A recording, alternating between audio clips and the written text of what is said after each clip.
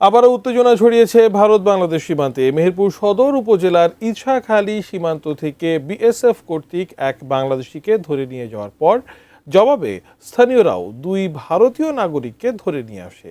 এ ঘটনাকে কেন্দ্র করে সীমান্তের দুই পাড়েই তৈরি হয়েছে উত্তেজনা ও অস্থিরতা। কিন্তু ঠিক কি ঘটেছিল ইছাখালী সীমান্তে, বিস্তারিত জানাচ্ছেন সাদিয়া সিদ্দিকা।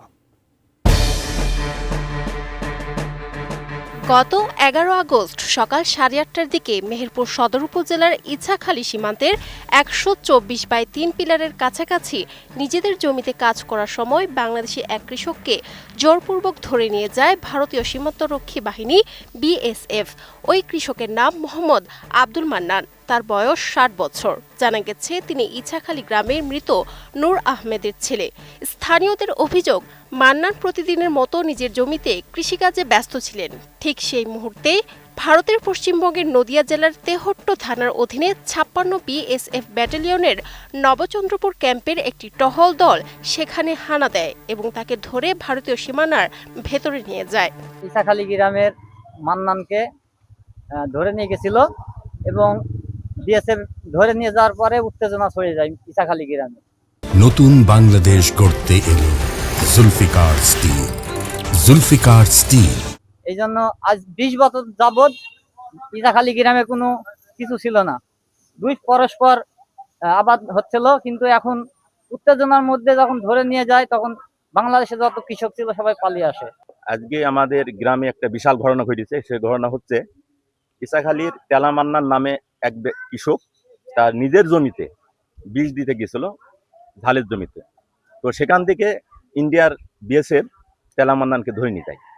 তো ধরে নেওয়ার পরে আমার গ্রামবাসী সবাই একতা হয়ে ইন্ডিয়ার দুইটা লোককে ধরে নিয়ে আসে। নিয়ে আসার পরে আমাদের বিজিবি ক্যাম্প আছে ইছাখালীতে, সেখানে তাদেরকে দেওয়া হয়। মুরব্বী লোক বীজ দিতে গেল মানে খেতে দিয়ে বিএসএফ এর টহল দল এসে ওকে ধরে নিয়ে চলে গেল। ধরে নিয়ে যাওয়ার পরে এবারে আমাদের বিডার বললো দুজন লোক ধরতে হবে। আমাদের মাঠের লোকজন সব যারা ছিল মাঠে, ওদের লোকজন একজন পেঁপা খেতে ছিল, একজন পাট কাটতে ছিল, ওদের এবার দুজন ধরে নিয়ে এসে ক্যাম্পের হেফাজতে ছিল।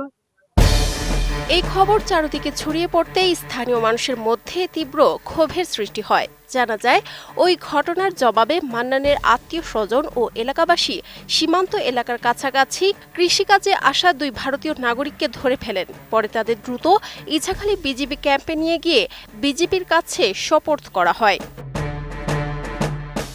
আটক হওয়া ওই দুই ভারতীয় নাগরিক হলেন ভারতের নদিয়া জেলার তেহট্ট থানার লালবাজার গ্রামের মনমোহন দাসের ছেলে শচীন দাস, যার বয়স 65 বছর, এবং একই গ্রামের কুঞ্জ বিশ্বাসের ছেলে নরোত্তম দাস, যার বয়স 35 বছর।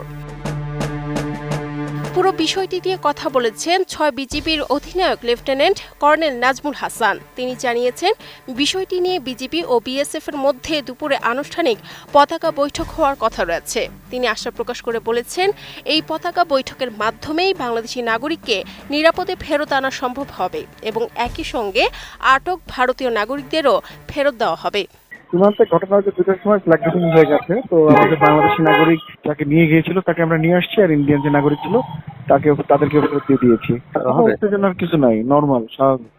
পাশাপাশি সীমান্তবর্তী এলাকার সাধারণ মানুষ ও কৃষকদের প্রতি বিশেষ সতর্কতা জারির কথা বলেছেন বিজেপির এই কর্মকর্তা। তিনি সবাইকে ভারতীয় ভূখণ্ডে প্রবেশ না করে অত্যন্ত সতর্কতার সঙ্গে নিজ সীমানায় চলাফেরা করার জোরালো আহ্বান জানিয়েছেন।